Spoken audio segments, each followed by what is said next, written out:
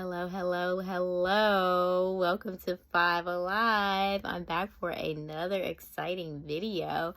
So I want to go ahead and get started. The number one story is the Afghans have returned to the Taliban rule.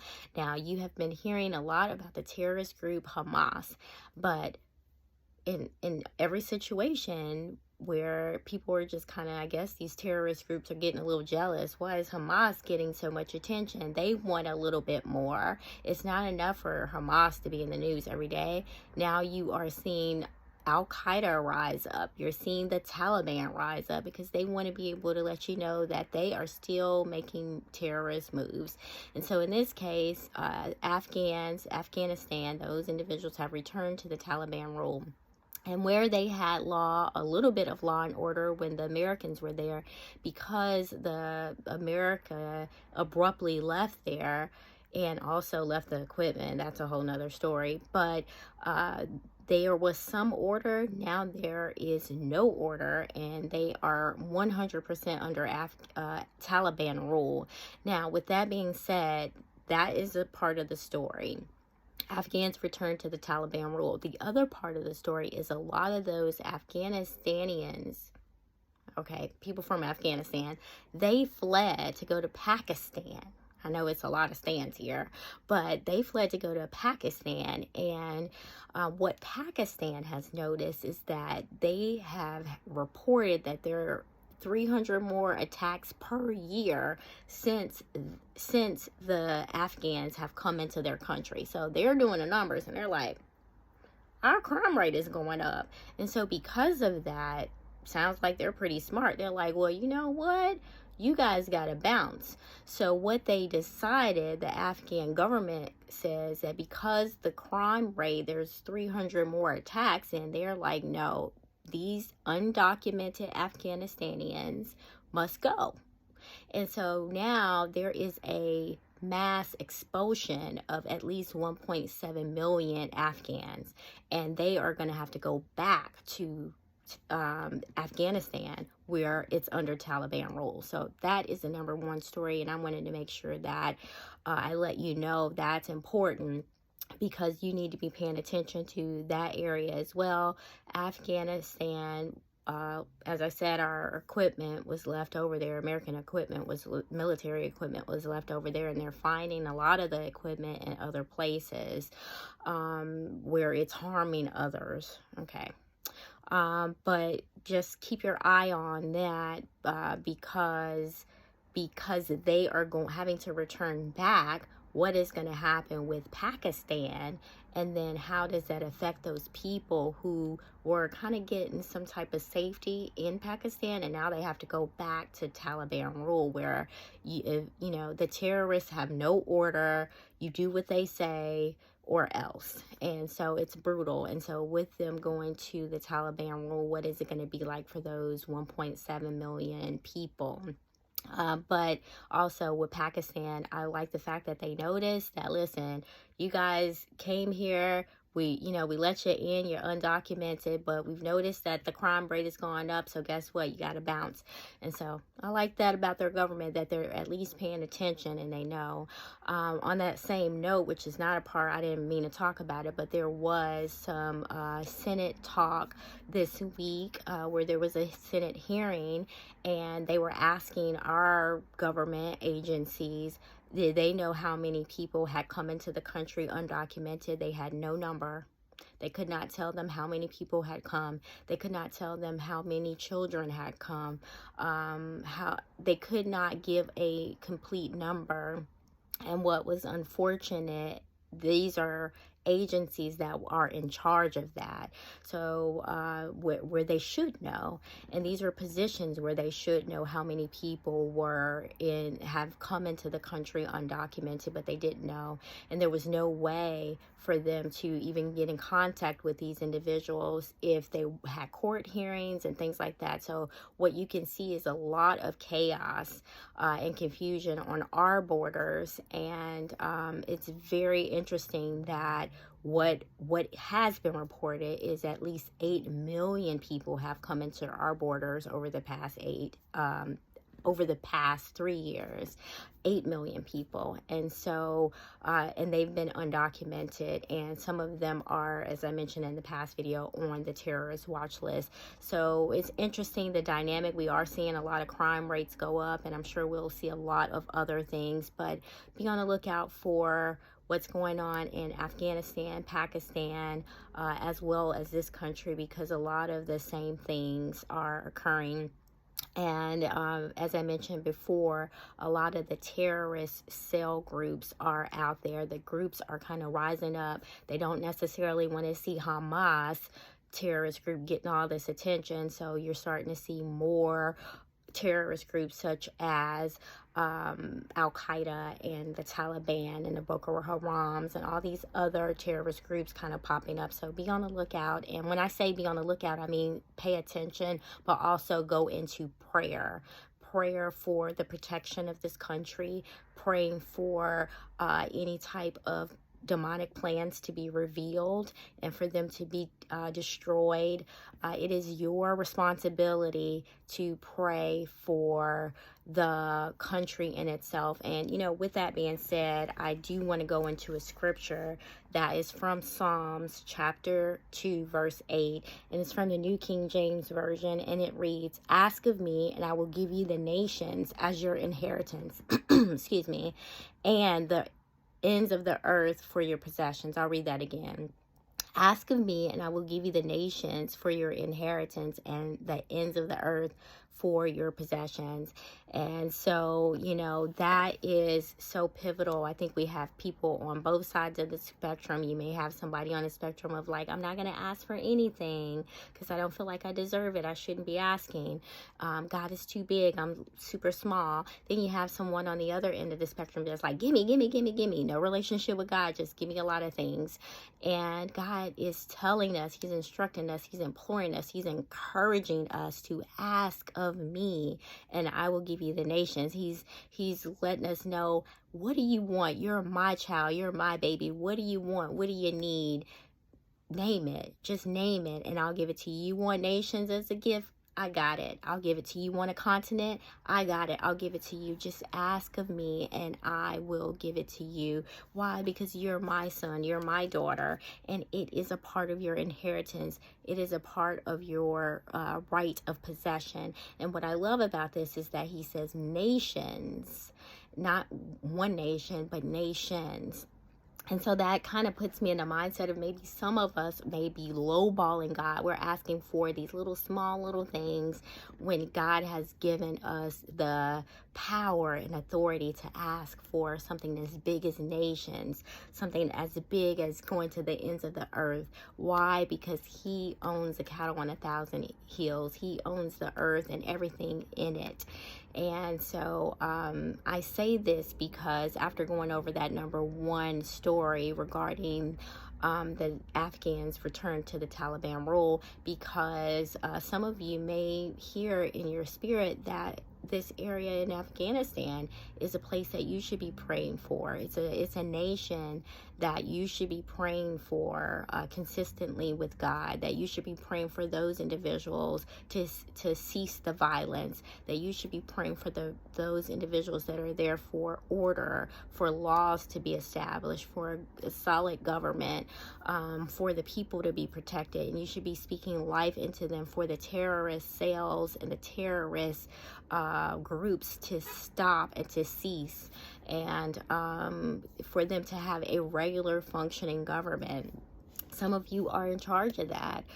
That is what God has given you as your inheritance. So I say that to ask you to tap into that. Tap into that Psalm 2 and 8 and find out if the Afghanistan area, that country, is your nation. Also the Pakistan, it could be your nation, and for you to pray into those individuals, pray that God protects them, pray that God ceases the violence and destroys those terrorist groups.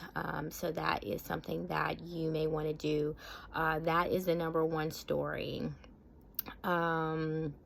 Number one story, the Afghans are returning to Taliban rule, and the Pakistani people, that government is deporting 1.7 million Afghans that are undocumented.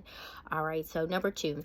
So the number two story is there are a lot of details about our president that's in office and some things that have gone on with his family. If you do not know, I do think that it would behoove you to find out what is going on. I know there is a lot of things in the news about the former president, and you want to take note of that and pay attention to what's going on with that as well. But you also need to know on the other end of the spectrum what is going on with this current president who is in office now. And basically it is not on a lot of the mainstream media outlets.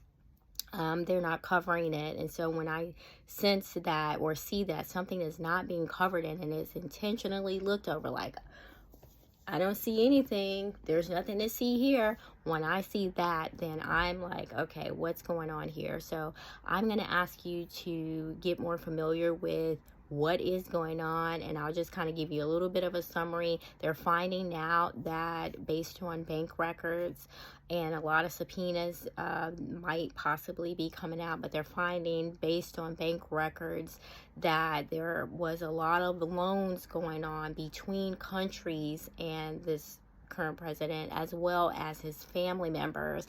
A lot of exchanges of millions of dollars, thousands of dollars. And it's two countries that we are seeing currently. So these are not they are foreign countries, but they're countries that we have some type of interaction with now. And one of those countries, Ukraine, China, and that's just to name a few. So I do think that it's important for you to have knowledge and know about everything that is going on. You might be one of those people that's glued to the TV regarding the former president, but it is going to behoove you to understand what is going on with this current president, how this affects you, as well as the interaction with other countries, because it has more of an effect than you would imagine. And then it's also been said by senators this week, because this has been a pretty interesting week with information regarding this money passing of hands, thousands of dollars going from one family member to another, one country to the vice president at that time. But what we're seeing is senators are actually saying that agencies that knew about these things, they were knowledgeable about this passing of money, and they also kind of withheld that. So we are going into something that is more to explore and find out. And so I want to encourage you to keep your ears open, keep your eyes open, look at why certain media outlets are not covering these things. I do have two stories for you to look at that are related to this, and that way you can stay in the know. But you do need to know that there are some things that happened in the vice presidency that are affecting us Americans currently while the president is in office. So you need to know that. Number three story is the United States is just they've made a deal with Japan, and they're going to buy seafood from Japan. Now, I know you seafood lovers are out there and you're just like, yes, seafood, I love it, all you can eat. Okay, well, the reason why this is not just some average Joe story, it's not a regular average story, is because earlier this summer, Japan, they announced that they were going to be dumping nuclear toxins into their seas. Okay, they have decided that they're going to dump nuclear toxins into the waters that are around them. And so that's where the seafood is. Right? And so they're going to be dumping it. And they had held these toxins on their in their country for some time, and now they are dumping that, and it's like a interval. They're doing it in intervals. And in fact, and I have this story in the description link for you, today was the third release of these toxins into the seas around them, this water waste. And guess what? It's radioactive. And so, yeah, you need to know that Japan earlier this summer released these nuclear toxins into their seas. And if I know this, and I've known about this since the summer when they announced it, then I'm almost sure that the U.S. should know this too. And so it's a question for you to ask it, why would we as a country be buying seafood from the same country that we know is already dumping radioactive waste toxins into the water that you're going to purchase seafood from? And they've done it in the past 3 months. And they're on their third release today as we speak, November 2nd. Okay? So ask yourself that. Now, and I also want to add to you, don't eat any seafood. If you do, you need to be praying over it. But even with the prayer, you don't know where it's coming from. If you don't know where it was, if you didn't get it from your area and your country, your town, if you didn't go out there and get it for yourself, I don't know. If you're going to buy it from the store, I think you need to be trying to find out, did it come from Japan? Did it come from some other place and they got it from Japan? I mean, you don't know. So the stories are in the description so that you can be able to look at it for yourself. I have the story when they started with the release earlier this summer, and I think it was in July. And then I have the story that the U.S. is deciding that they're going to purchase seafood from them, Japan. And then I also have the story of today being their third waste dump of this radioactive material into this wastewater. They're going to release it into their seas. All right. So those are things that you need to know. And then you make a decision, because I don't want to tell you what to do. I'm sorry. I told you don't eat seafood. Eat it at your own risk. If you feel like you're big and bad and you love seafood that much, you love them scrimps that much, go for it. All right, so that is the number 3 story. Number 4, the White House signs an executive order regarding artificial intelligence. I couldn't get by without talking about artificial intelligence, and that is the story. Now, we've been knowing about how in-depth this AI has gone, the fact that there are deep fakes all over. You can't even look at a video without seeing some form of intensified AI into it, and the White House is finally getting in the groove where they have signed an executive order on AI, and I did look over it. But nevertheless, they did sign something for it. Now, what I want you to know is it's going to be important for you to be paying attention to how this executive order and the laws of the artificial intelligence are developing, and be aware that a lot of technology companies already use AI. They've been using it for years, but now it's getting more intensified and your privacies are being violated. And so the more your privacies are being violated, the more privacies you give up. When they give you the little privacy statement and you just click on because you got to get to your friends on, TikTok, the more privacy that you give up, then the more that voluntarily giving up your privacy rights puts you in this space where you can't go back. You don't turn back. Once you give it up, you cannot turn back. And so that is the one thing that this country affords us, is to have privacy. And so with the AI, you don't have privacy. And that's what we're getting. There is no privacy.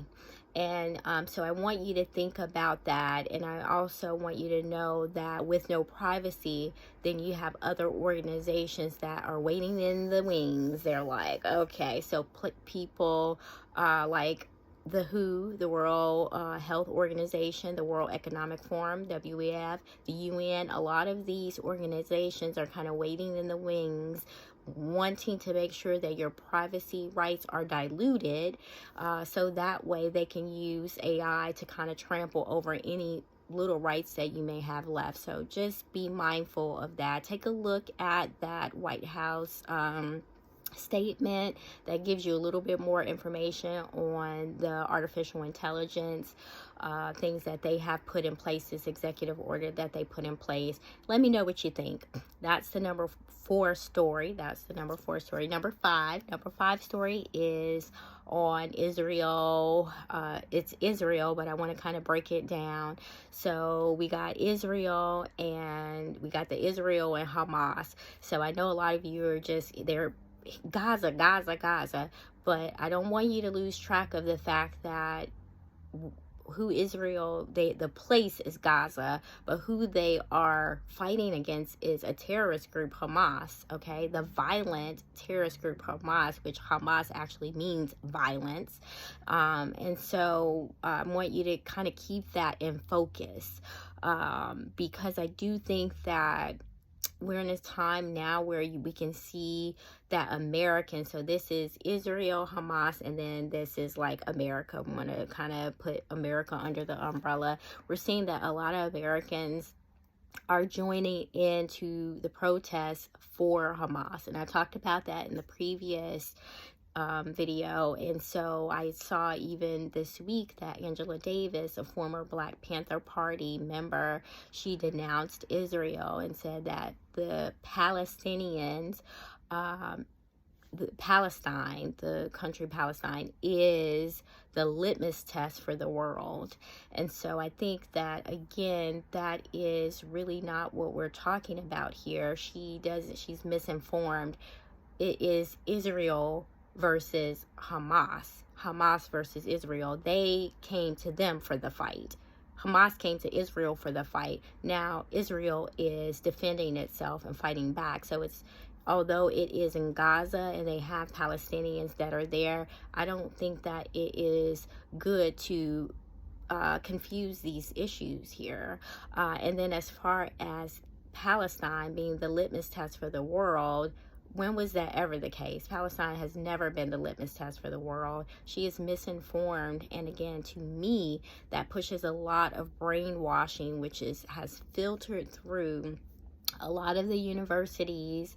It has been a mess for the past month to see the devastation of the Cornell universities. There's been threats to professors, the walkouts, the horrible scenes of professors glorifying death to Israel. And it's just very interesting to see. So going back to Angela Davis, as you listen to her, you can easily see that there is a brainwashing, and I think that it started with that Black Panther Party. And if you go back in time and you look at Black communities before the Black Panther Party, they were flourishing, they were doing well, and then you come in and see the Black communities after, and they're ravaged. You know, they're ravaged with drugs, they're ravaged with a lot of absentee fathers being absent. So that Black power went to a breakdown of the Black family unit. And so I think a lot of these organizations are used as a psychological operation, a psyops, to modify and change the mindsets of groups. And from a sociology perspective, I think that is what happened with the Black Panther Party, and it's also what's happening now. So I say to you, if you're watching on the news and you may have a lot of respect for Angela Davis, and you might think that I'm 100% wrong on what I'm saying, but you can go back in history, and when you have a group like the Black Panther Party, Black people, Black communities did not do better after the Black Panther Party left. They didn't.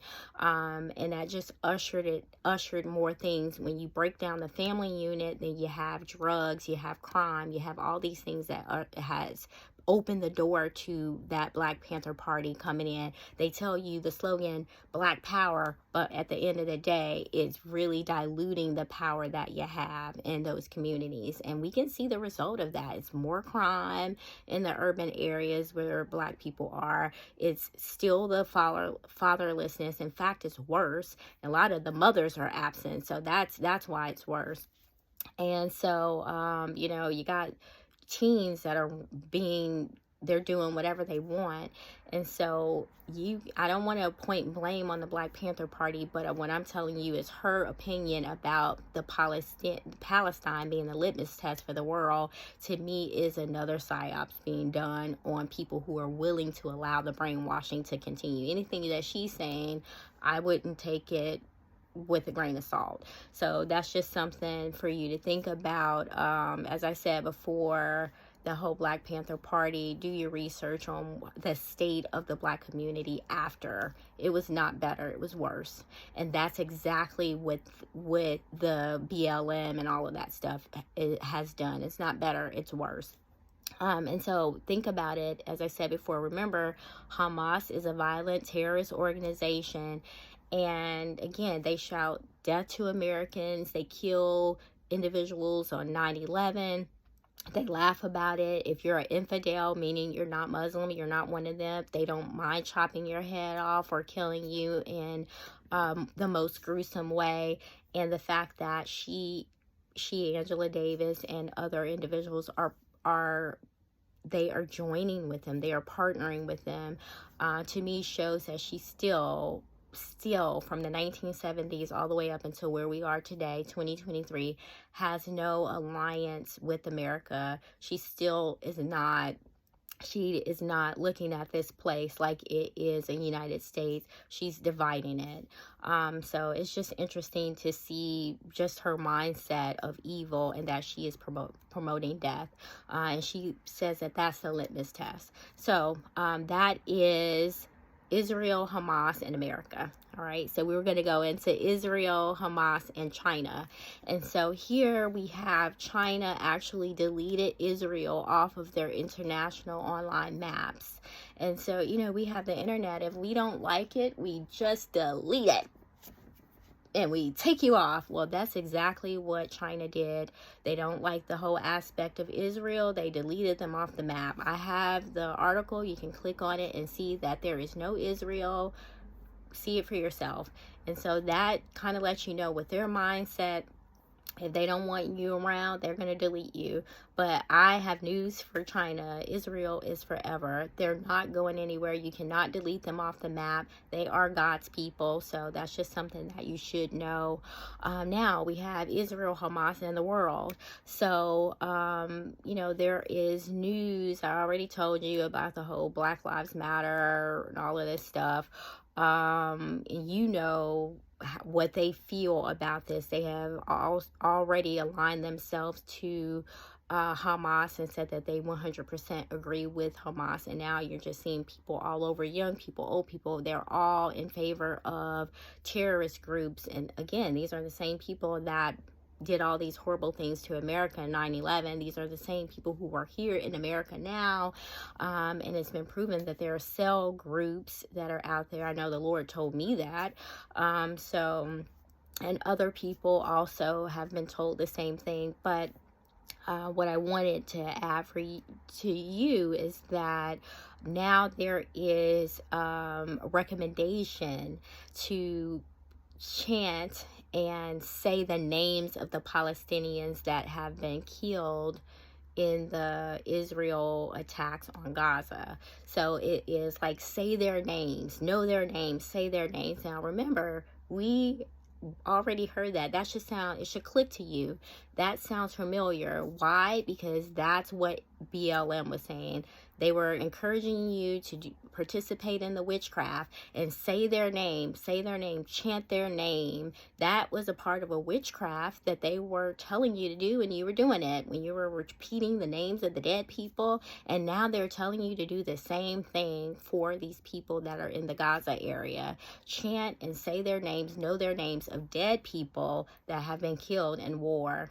I'm going to just tell you, don't say their names. Do not participate in that witchcraft, okay? And if you don't know that it's witchcraft, that's something that you need to go to the Lord about. Next story. Israel, Hamas, and Bolivia. All right, so this one is very interesting. I didn't know but Israel and Bolivia had a partnership. They were kind of working in tune government-wise. They had an alliance with each other. And so this week, Bolivia, as well as many other countries, but I'm going to name Bolivia, has come out and said, you know what? We are severing all diplomatic ties with Israel. We don't want any of it. It's, what you're doing to the Hamas, the fact that you're bombing them and you're defending yourself when they came in on you and did what they did to you, that's a crime. And those are crimes against humanity that you're doing that. So because of that, we are severing diplomatic ties. Now, many countries are doing that. As I said, Bolivia is not the only one, but I do want to add that these countries that are severing ties, including Bolivia, with Israel, will be sorry. And I told you why. I told you that they are God's people. I told you that the Bible repeatedly tells us if you curse them, you will be cursed. If you bless them, you will be blessed.